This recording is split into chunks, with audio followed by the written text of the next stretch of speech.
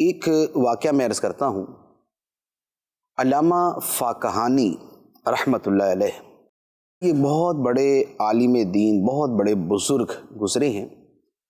وہ اپنی کتاب الفجر المنیر میں ایک واقعہ لکھتے ہیں، فرماتے ہیں کہ شیخ صالح موسیٰ الاعمى علی رحمہ نے اپنا واقعہ بیان کیا کہ میں ایک مرتبہ کسی سمندری سفر پہ تھا تو اچانک طوفان آ گیا، سمندری طوفان آ گیا، اور بزرگ فرماتے ہیں کہ وہ ایسا طوفان تھا کہ جس سے کم ہی کوئی بچتا ہے کہ آیا تو اب جہاز ڈوبے گا ہی ڈوبے گا اور لوگ ہلاک ہی ہوں گے۔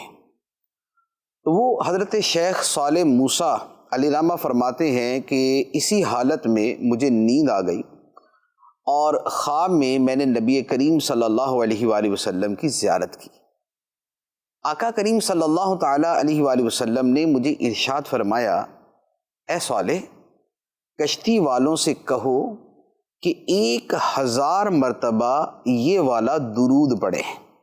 نبی پاک علیہ السلام نے ایک درود پاک بیان فرمایا کہ یہ والا درود 1000 مرتبہ پڑھیں۔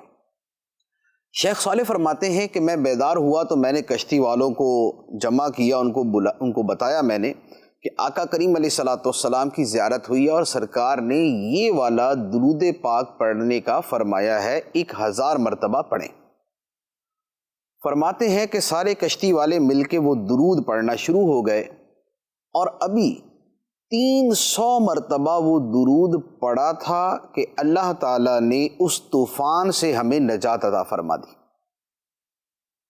وہ درود تنجینا، درود تنجینا کے نام سے کتابوں کے اندر مذکور ہے۔ تو یہ درود پاک جو ہے یہ بڑی فضیلت والا اور بطور خاص مصائب اور مشکلات سے نجات دلانے میں بڑا اہم ہے کہ اس کا نام ہی درود تنجینا یا تنجینا ہے کہ یہ نجات دلانے والا ہے۔ یہ درود پاک کیا ہے؟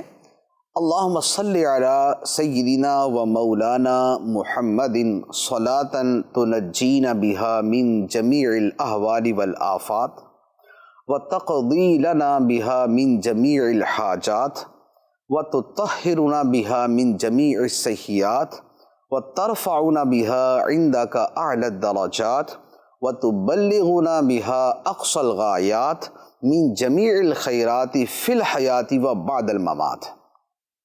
تو یہ درود پاک، یہ درود تنجینا کہلاتا ہے۔ اس درود پاک کو اگر پڑھیں تو بڑی بڑی مصیبتوں سے نجات ملتی ہے۔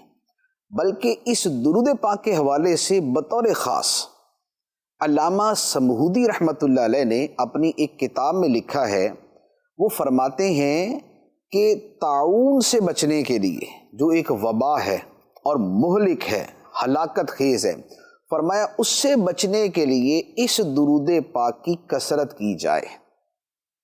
طاعون ایک مخصوص بیماری بھی ہے اور طاعون ہر وبا کو بھی کہتے ہیں۔